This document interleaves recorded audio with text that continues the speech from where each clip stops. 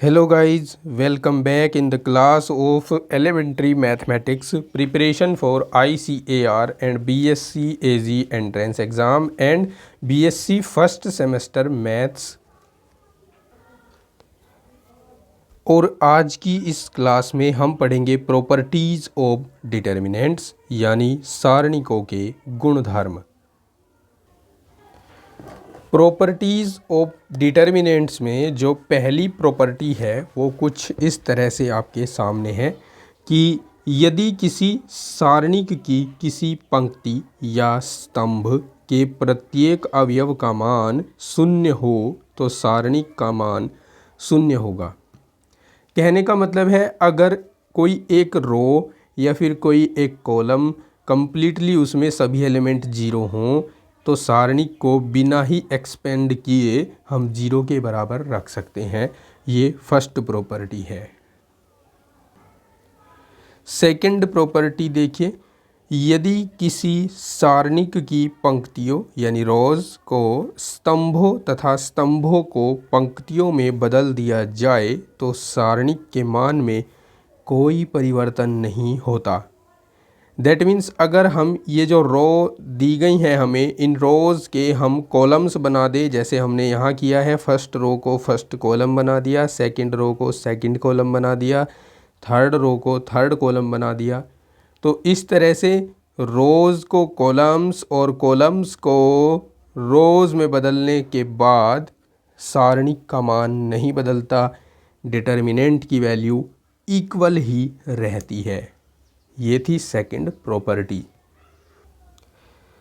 Third property देखिए, किसी सारणिक की किन्हीं दो आसन्न पंक्तियों यानी रोज या आसन्न स्तंभों यानी कॉलम्स को परस्पर बदल देने पर सारणिक का चिन्ह परिवर्तित हो जाता है जबकि उसके संख्यात्मक मान पर कोई प्रभाव नहीं पड़ता है। मतलब समझिए क्या है, मान लीजिए कि यहाँ आपके पास ये C1 और ये C2 दो कॉलम है। आपने क्या किया, C1 को C2 की जगह रख दिया, C2 को C1 की जगह रख दिया, जैसे आप यहाँ पर देख सकते हैं। तो ऐसे में क्या होगा, सारणिक के बाहर एक चिन्ह जो है माइनस का आ जाएगा, बाकी इसका जो संख्यात्मक मान है अर्थात आप इसको प्रसारित करके जो आंसर निकालेंगे वो सेम ही रहेगा। तो बस माइनस का चिन्ह बाहर लग जाता है। सिमिलरली अगर हम इसके रो को चेंज करें आपस में, ये फर्स्ट रो है, ये सेकंड रो है, हम फर्स्ट रो की जगह सेकंड रो रख देते हैं, सेकंड रो की जगह फर्स्ट रो रख देते हैं, जैसा इसमें आप देख सकते हैं, तब भी एक माइनस का चिन्ह बाहर आ जाता है। ठीक है, ये प्रॉपर्टी थर्ड थी। फोर्थ प्रॉपर्टी देखिए, इसमें यदि किसी सारणिक की दो पंक्तियां या दो स्तंभ सर्वसम यानी समान हो जाएं तो सारणिक का मान शून्य होता है। जैसे यहाँ आप देख सकते हैं मैंने एक डिटर्मिनेंट लिखा है जिसमें जो रो 1 है और रो 2 है, पहली पंक्ति और दूसरी पंक्ति दोनों ही बराबर हैं। ऐसे में सारणिक को बिना एक्सपेंड किए ही हम जीरो के बराबर रख देते हैं। या फिर आप यहाँ देख लीजिए, यहाँ मैंने फर्स्ट कॉलम को थर्ड कॉलम को दोनों को इक्वल लिख दिया है। तो अगर ये first column third column equal है तो इसका मान बिना किसी शर्त के जीरो रख सकते हैं। ठीक है, ये फोर्थ प्रॉपर्टी थी। फिफ्थ प्रॉपर्टी देखिए, यदि किसी सारणिक की किसी पंक्ति या किसी स्तंभ के प्रत्येक अवयव को किसी संख्या से गुणा किया जाए तो सारणिक के मान में भी उस संख्या से गुणा हो जाता है। समझिए देखिए, ये मेरे पास एक सारणिक है, यह आप देख सकते हैं एक सारणिक है और इसकी जो रो 1 है यानी फर्स्ट रो जो है उसमें दो से गुणा किया, यानी प्रत्येक अवयव को 2 से गुणा किया। तो ऐसे में क्या होगा, जब हम इस 2 को कॉमन लेंगे तो ये 2 बाहर कॉमन आ जाएगा और फिर से वही डिटर्मिनेंट अंतर बन जाएगा। अर्थात जो डिटर्मिनेंट आप लेकर चल रहे हैं, अगर उसकी किसी भी रो या किसी भी कॉलम के प्रत्येक एलिमेंट को किसी संख्या से गुणा करा दिया तो इसका एक्सपेंड करके जो भी वैल्यू आना था वो भी पहले वैल्यू का दुगुना आएगा। आई होप आप समझ गए होंगे। यहाँ से समझिए, देखिए मेरे पास एक सारणिक है ये वाली, ठीक है। और मैंने इसे 6 से गुणा करा दिया। 6 से गुणा कराने पर, और 6 से गुणा कराया किस तरह है, मैंने 3 से गुणा कराया इसके पहले स्तंभ के सभी अवयवों को, और 2 से गुणा कराया है दूसरे स्तंभ के सभी अवयवों को। तो ऐसे में सारणिक का जो मान आप निकालोगे प्रसार करके, वो भी पहले मान का 6 गुना होगा, क्योंकि हमने यहाँ 6 से गुणा कराई है। तो ये है प्रॉपर्टी 5। प्रॉपर्टी 6 देखिए, यदि किसी सारणिक की किसी पंक्ति या स्तंभ का प्रत्येक अवयव 2 या 2 से अधिक राशियों का योगफल है, तो उस सारणिक को उसी कोटि के उतने ही सारणिकों के योग के रूप में प्रदर्शित किया जा सकता है जितनी राशियों का वह पंक्ति या स्तंभ योग है। अब शायद थ्योरी पढ़ते समय आपकी समझ न आए, तो आपको उदाहरण के माध्यम से समझाता हूँ। मान लीजिए आपके पास एक सारणिक है ये वाला, और आप इसके फर्स्ट कॉलम को देख सकते हैं। फर्स्ट कॉलम 3 पदों का योगफल है ना। तो इस डिटर्मिनेंट को हम 3 डिटर्मिनेंट के योग के रूप में तोड़ सकते हैं। कैसे? पहला डिटर्मिनेंट तो पहले इस कॉलम के पहले वाले पदों को लेकर और बाकी दोनों कॉलम जो के त्यों लेकर बनाया, फिर बीच में प्लस लगाया, फिर ये दूसरे वाले पद ले लिए और बाकी दोनों कॉलम एज इट इज लिख दिए, तो दूसरा डिटर्मिनेंट बन गया। फिर ये तीसरे वाले पद ले लिए प्लस लगाकर और बाकी दोनों के दोनों कॉलम एज इट इज लिख दिए। तो इस तरह से किसी सारणिक का कोई भी स्तंभ या कोई भी पंक्ति अगर 2 या 2 से अधिक पदों का योगफल है, तो उसे उतने ही अधिक सारणिकों के रूप में तोड़ा जा सकता है। क्लियर? ये वाला भी देख लीजिए। यहाँ मैंने जो फर्स्ट कॉलम है उसको 3 + 2, 4 + 3, 5 + 2 के रूप में लिखकर दिखाया है। इसके बाद चूँकि ये जो हमारा प्रथम स्तंभ है ये 2 पदों का योग है, तो हम इसको 2 सारणिकों के रूप में तोड़ सकते हैं, जो कि हमने इधर सामने तोड़ दिया है। पहले 3, 4, 5 लिया पहले कॉलम में और बाकी दोनों कॉलम एज इट इज रहे।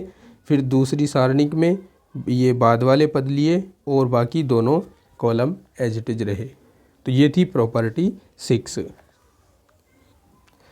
7th प्रॉपर्टी देखिए, इसमें कहा है यदि किसी सारणिक की किसी पंक्ति या स्तंभ के अवयवों में दूसरी पंक्ति या स्तंभों के संगत अवयवों के समान अपवर्त्य मल्टीपल्स जोड़े या घटाए जाएं, तो सारणिक के मान में परिवर्तन नहीं आता।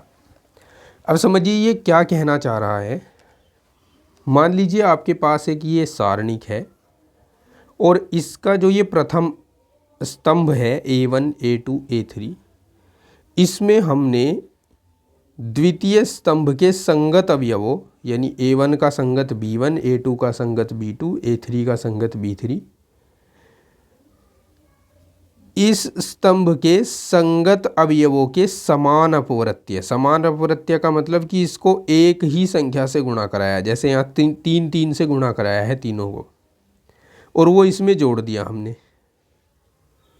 या फिर मेरे पास ये वाला स्तंभ था तीसरा, और इसके जो समान संगत जो अवयव हैं उनके समान अपवर्त्य। अपवर्त्य का मतलब समान संख्या से गुणा करके जोड़ना। समान अपवर्त्य का मतलब समान संख्या से गुणा करके जोड़ना। तो हमने यहाँ 7 से गुणा करा दिया और इसमें जोड़ दिया। तो अगर हमने ऐसा किया है तो सारणिक के मान में कोई परिवर्तन नहीं आएगा, यानी इसका मान वही रहेगा जो पहले हमें सारणिक दिया गया था। अब इसका फ़ायदा क्या होगा?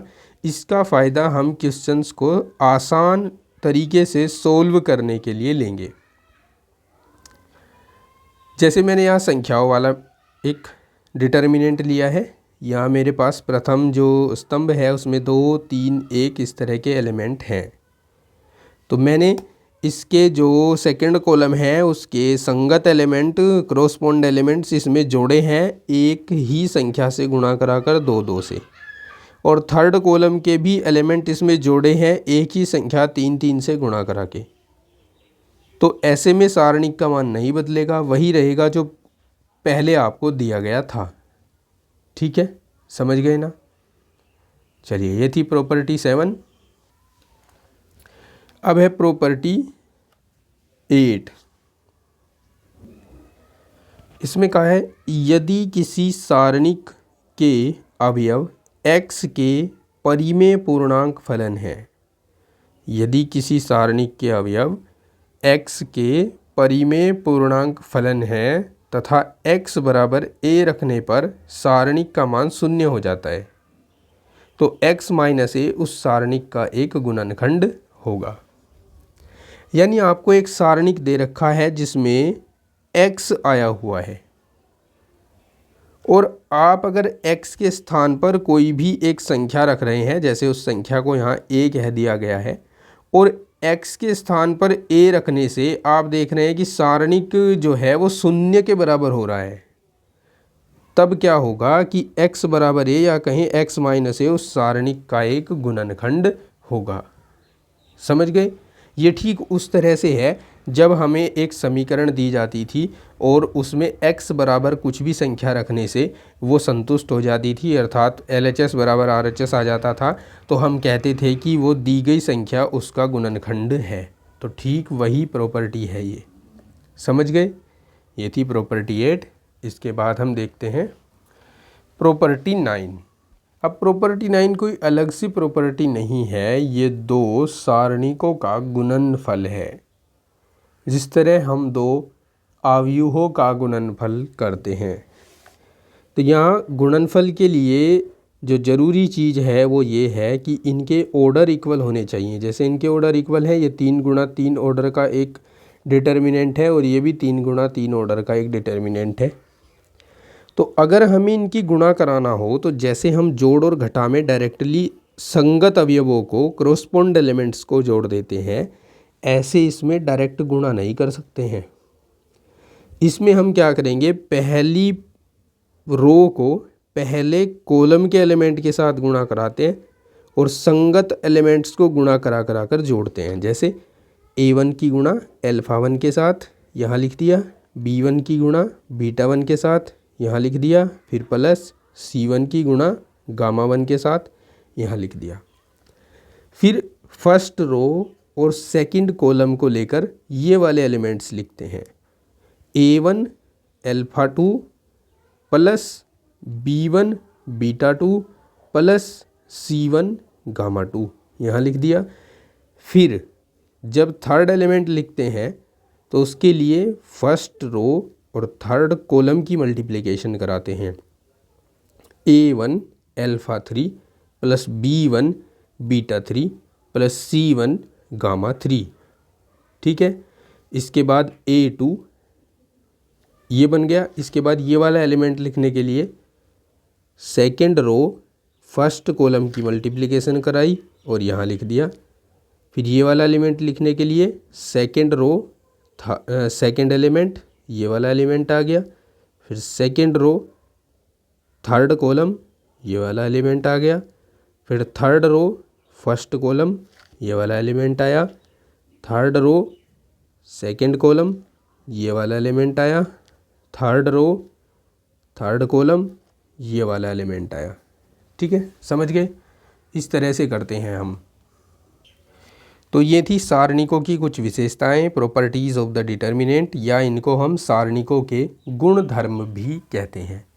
आई होप अच्छी तरह से आप समझ गए होंगे, और भी ज़्यादा क्लियर हो जाएगा जब हम नेक्स्ट वीडियो में शुरू करेंगे इसकी एक्सरसाइज के क्वेश्चंस को सोल्व करना। और नेक्स्ट वीडियो अभी देखिए आपको स्क्रीन पर दिखनी शुरू हो गई होगी, आप यहाँ से टच कर वीडियो को देख सकते हैं, या फिर डिस्क्रिप्शन में जाकर लिंक के माध्यम से जाकर वीडियो को देख सकते हैं। जाते जाते अगर चैनल पर नए हैं सब्सक्राइब ज़रूर कर दीजिएगा, वीडियो को लाइक और शेयर कीजिएगा। मिलते हैं नेक्स्ट वीडियो में। Take care, bye bye.